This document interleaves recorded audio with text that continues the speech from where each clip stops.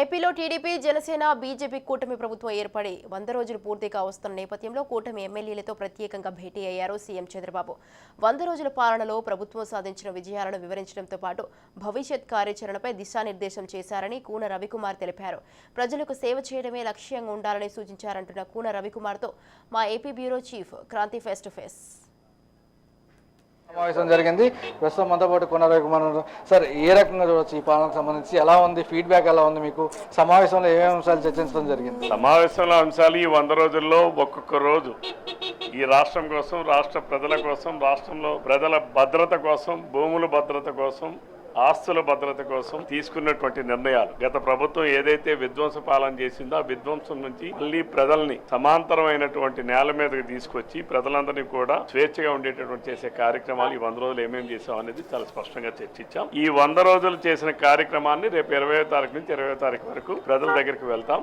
దీనికి పార్టీ పరంగా మా బూత్ కమిటీ సభ్యుడి దగ్గర నుంచి రాష్ట్ర పార్టీలో ఉన్న ప్రతి ఒక్కరు కూడా రేపు ఈ కార్యక్రమంలో పాల్పంచుకుంటాం అందరం కూడా. ఎందుకంటే ఇది వచ్చినటువంటి విధ్వంసం నుంచి సాగుతున్న ప్రయాణం ప్రారంభించి విధ్వంసం నుంచి మళ్ళీ తేరుకోవడానికి ప్రజలందరికీ కూడా చాలా టైం పట్టింది. అయినా సరే ఈ 100 రోజులు అనేక కార్యక్రమాలు చేస్తాం, అనేక సంక్షేమ కార్యక్రమాలు చేస్తాం. వాటన్నిటిని కూడా ప్రజలకు వివరిస్తాం. ప్రభుత్వం మారినా కానీ ఇబ్బందులు తొలగట్లేదు, ఇబ్బంది పెట్టిన వాళ్ళ మీద ఎలాంటి చర్యలు తీసుకోవట్లేదు. కొంత కార్యకర్తలు ఆందోళనలో, ఆవేదనలో ఉన్న పరిస్థితులు కనబడుతున్నాయి.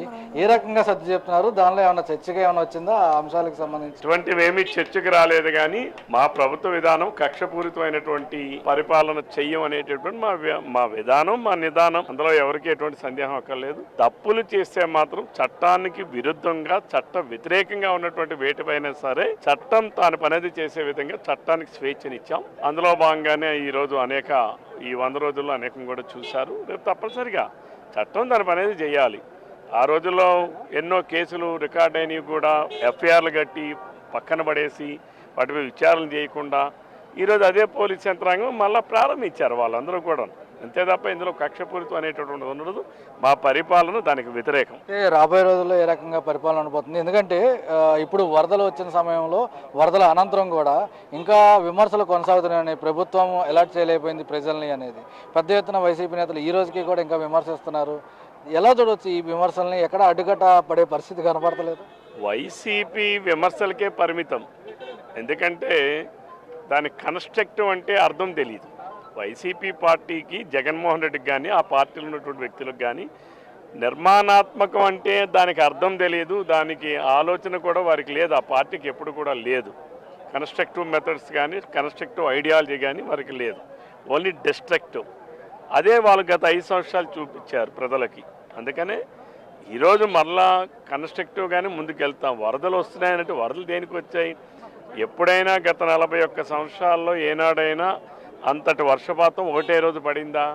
2 రోజుల్లో 42 సెంటీమీటర్లు వర్షపాతం పడుతుందంటే దాన్ని ఏ రకంగా అలర్ట్ చేస్తాడు జగన్మోహన్ రెడ్డి? ఒకసారి చెప్పమను. రైట్, ప్రభుత్వం విఫలమైంది. నువ్వు ఏ రకంగా అయితే అలర్ట్ చేసేవాడు ఉండేవాడు నాకు చెప్పు. వర్షాన్ని ఏమైనా ఆపేస్తాడా జగన్మోహన్ రెడ్డి? లేకపోతే ఈ వైసీపీ అంబటరాంబాబు లాంటి వాడు ఏమైనా నీళ్ళు పెద్ద నోరు పెట్టుకొని మాట్లాడుతూ ఉన్నాడు, వర్షం నీటిని ఏమైనా తాగేస్తాడా? ఏం చేస్తారు వీళ్ళందరూ? అంటే అర్థం లేని ఆరోపణలు, పసలేనటువంటి విమర్శలు చేయడం తప్ప వాళ్ళు విమర్శలకే పనికొస్తారు. జగన్మోహన్ రెడ్డి ఎంతటిదంటే ఈరోజు లక్షలాది కోట్లు దోచుకున్నాడు. ఈరోజు ఇటువంటి వరదలు ఎన్నైనా సరే జగన్మోహన్ రెడ్డి దగ్గర చేసినటువంటి అవినీతి డబ్బు చాలా ఉంది. ఆ డబ్బును కానీ ప్రభుత్వానికి కడితే ఇటువంటి వరదలు ఎన్నిటినైనా సరే మనం అధిగమించవచ్చు. ఇటువంటి విపత్తులు ఎన్నిటినైనా మనం అధిగమించవచ్చు. జగన్మోహన్ రెడ్డి అనౌన్స్ చేసిన ₹1 ఎవడికి ఇచ్చాడు అసలు? అంటే అన్నీ అబద్ధాలే, అన్నీ అసత్యాలే, అన్నీ కోతలే. ₹1 ప్రకటించాడు. ఈ రోజుకి ఎన్ని రోజులైంది? ఎప్పటికి 350, 360 కోట్లు ప్రజలు ఇచ్చారు.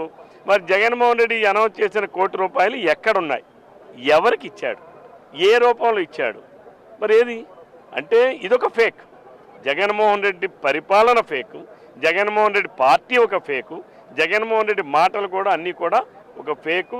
గవర్నమెంట్ జగన్మోహన్ రెడ్డి గారు చేసే సాయం కూడా ఒక పెద్ద ఫేక్గానే తయారైంది. కేంద్రం జెమిలీకి మొగ్గు చూపింది, ఆమోదం కూడా తెలిపిన పరిస్థితి. ఎలా చూడవచ్చు ఈ జెమిలీ ఎన్నికలకు సంబంధించి? ఇక దీనిపైన కేంద్ర ప్రభుత్వం రామ్నాథ్ కోవింద్ గారు ఇచ్చిన నివేదికను ఆమోదించింది. ఇంకా దీనిపైన చాలా కసరత్తు చేయాల్సినటువంటిది ఉంది. ఎందుకంటే పార్లమెంట్లో దీనిపైన, ఎందుకంటే కాన్స్టిట్యూషనల్ మార్పు రావాలి, రాజ్యాంగాన్ని సవరణ చేయాలి. రాజ్యాంగాన్ని సవరణ చేసేటప్పుడు పార్లమెంట్లో చర్చలు జరగాలి. బోత్ లోక్సభ కావచ్చు, రాజ్యసభ కావచ్చు, ఇంకా రాష్ట్రాల్లో కానీ అనేక రాష్ట్రాల్లో కూడా దానిపైన తీర్మానాలు చేసి వెళ్ళాలి. కాబట్టి there is lot of procedure. But ఇది ఆహ్వానించదగ్గ పరిణామం. ఒకే ఎన్నికలు ఒకే దేశం అనేటటువంటిది ఆహ్వానించదగ్గ పరిణామక్రమం. Thank you.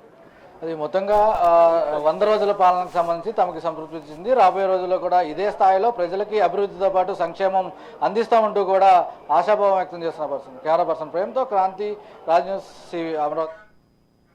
ఏపీ ఆర్థిక శాఖ అదనపు కార్యదర్శి జె నివాస్ కీలక కామెంట్స్ చేశారు. బుడమేరు వరద వల్ల దాదాపు 48,000 వాహనాలు పాడయ్యాయి. దాదాపు 40% వాహనాలకు ఇప్పటికే ఇన్సూరెన్స్ చెల్లించడం జరిగింది.